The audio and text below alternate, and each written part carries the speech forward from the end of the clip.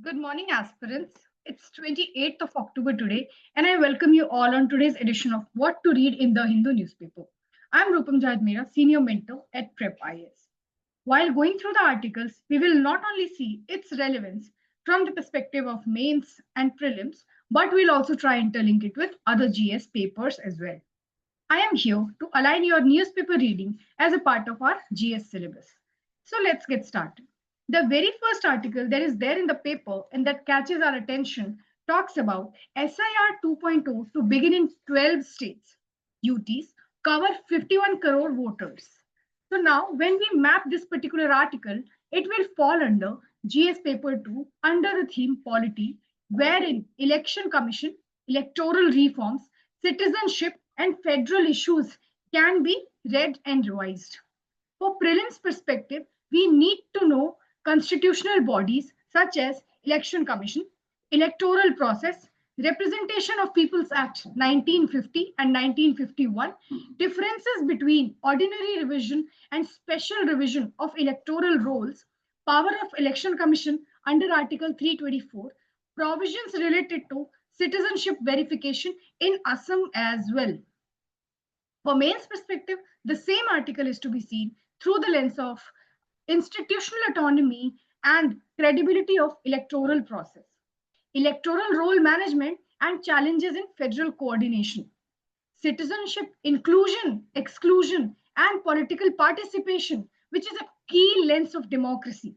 So in this manner, this particular article is to be seen. Another angle that can be quoted while going through this particular article could be delimitation and one nation, one election debate also hovers around in the peripheral areas of this particular topic. This is how it is to be read holistically, covering all the aspects, not only the core, but also peripheral areas as well. Moving on, the next important article that is there in the paper and that catches our attention talks about unseasonal rains in Maharashtra damages rabi crop, in particular onion crop plantation. So we see every year there is one or the other question related to crop base, such as sometimes sugarcane, cotton. So this could be one of the probable question wherein we can again link while going through this particular article. So this is relevant for GS paper 3, agriculture, disaster management, food security and economy. From prelims perspective, we need to know about cropping seasons, IMD data regarding it and its interpretation. What are the various agroclimatic zones of India? The key theme that has been discussed in this particular article primarily talks about there has been unseasonal rains that happened in Maharashtra, which led to damaging of rabi crops nurseries. So farmers there launched protest. They demanded compensation and seed support from the government. From prelims perspective, the arenas that we can unfold upon is knowing the differences between Rabi and Kharif crop, knowing all the MSP announced crops from Government of India, IMD rainfall classification, and there have been observed certain anomalies in tracking it. Key production districts of onion all over India, and this article talks about Maharashtra, so you can look into it. For mains perspective, the same article is to be seen through the lens of impact of climate change and agricultural vulnerability, farm distress and MSP politics, crop insurance insufficiency, and disaster relief mechanisms altogether. There are several schemes launched for crop failure, such as Pradhan Mantri Fasal Bima Yojana. We got to revise quickly the provisions of it. What has been the response of National Disaster Response Fund for it? Agroclimatic adaptations measures that has been taken along in this way. This is how this particular article is to be holistically read and revised. The next important article that is there in the paper and that catches our attention is about Punjab's stubble warnings surge. Punjab registers highest single day stubble warning season with 122 cases of stubble warning. So relevant for GS paper 2, environment, pollution and agriculture. GS paper 3 in particular. From prelims perspective, we got to revise environmental laws regarding air pollution and pollution control bodies that are associated with it. The key theme that has been discussed in this particular article talks about Punjab records highest single day spike in stubble burning cases despite fine and FIR, with red entries in land records restricting access to farm loans. For prelims perspective, we can quickly revise dimensions such as biodecomposer technology, herbicide technology, Bharatiya Nyaya Sanhita section code 223, crop residues burning and its link to PM 2.5 levels. For mains perspective, the same article is to be seen through the lens of why enforcement fails despite penalties announced from year to year. Center-state coordination on air pollution control, how it can be improved. Alternative to crop residue burning, that is bioeconomic approach that is need of the hour. We can even link it with Commission for Air Quality Management, that is �CAQM. Its Delhi NCR policy, in particular to pollution control measures from the month of October itself. This is how this particular article is to be read and revised. Also, the GRAP action form that we see whenever the PM level reaches to a certain level, this is being launched. Who does that? What are the steps and the threshold that breaches? And in case of that, second level or third level or fourth level, how many levels they have altogether? This is to be read and revised in this manner. Moving on, the next important article that is there in the paper and that catches our attention talks about big tech contempt for Indian public health system. So this is relevant for GS paper 2 governance, regulatory bodies and role of judiciary can be quoted, right? Also relevant for GS paper 3, cyber laws, ethics in technology.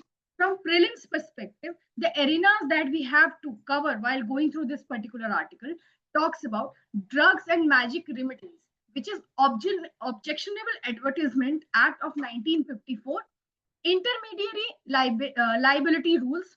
The key theme that has been talked in this particular article talks about big tech platforms continue to host misleading drug advertisement, violating Indian laws, exposing gaps in enforcement and accountability. So for prelims perspective, the arenas that we have to revise is about DMRA Act of 1951, its key provision and prohibited disease list. Then PNDT Act of 1994, IT Act Section 79, intermediary versus publisher distinction. For males perspective, this article is to be seen through the lens of ethical regulation of digital platforms, challenges of jurisdiction and data sovereignty, India's need for a comprehensive digital health regulation. In this manner, this particular article is to be holistically read and revised. Next important article that is there in the paper and that catches our attention talks about a start for North-South carbon market cooperation. Now, when we map it in our syllabus, will fall under GS paper 3, environment, climate change, economy, and international relations. From prelims perspective, we need to know about carbon pricing, CBAM, that is carbon border adjustment mechanisms, emissions trading system, ETS. The key theme that has been discussed in this particular article talks about India and EU plan to link India's carbon market with EU's CBAM, which is a major North and South cooperation step to avoid double carbon penalties. For prelims perspective, we need to know about carbon trading mechanism scheme, that is CCTS, and CBAM mechanism, basic differences between cap and trade versus project-based offsets. For mains perspective, the same article is to be seen through the lens of trade environment linkages and climate justice, sovereignty versus global compliance dilemma, opportunities and risk for Indian exporters. So this is how this particular article is to be seen. Also, there could be one argument in essay and in ethics paper where India's vision of 2070 net zero goal emissions, how it could be taken and what are the steps that has been taken so far to achieve it, right? This is how this particular article is to be holistically read, revised, not only the core, but also peripheral areas around it.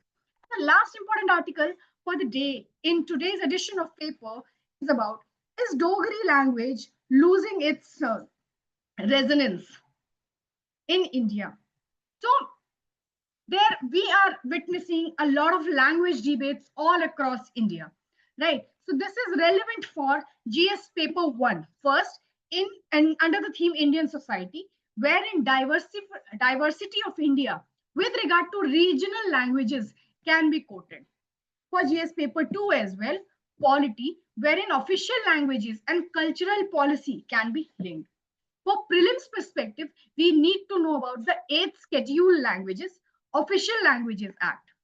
The theme that has been discussed in this particular article primarily talks about Dogri languages faces decline in literacy and daily usage, despite official recognition, exposing cultural neglect and policy failure on ground. For prelims perspective, we need to know about constitutional protection of languages that has been given under the articles 343 to 351. So we need to know about these articles. Recognition timelines. Dogri added in its schedule in 2003. Along with Dogri, which 2 other languages were also included? You have to tell me the answer in comment box. For males perspective, the same article is to be seen through the lens of cultural homogenization and linguistic diversity, balancing modernization with heritage preservation, role of education policy and local governance. We can even interlink it under the domain of NEP 2020, UNESCO Atlas of Endangered Languages, and Article 29 to 30, cultural rights that has been given to the people of India. In this manner, this particular article is to be read and revised. This is all from my end for today's Hindu newspaper edition. Till we meet for the next time, take care and goodbye.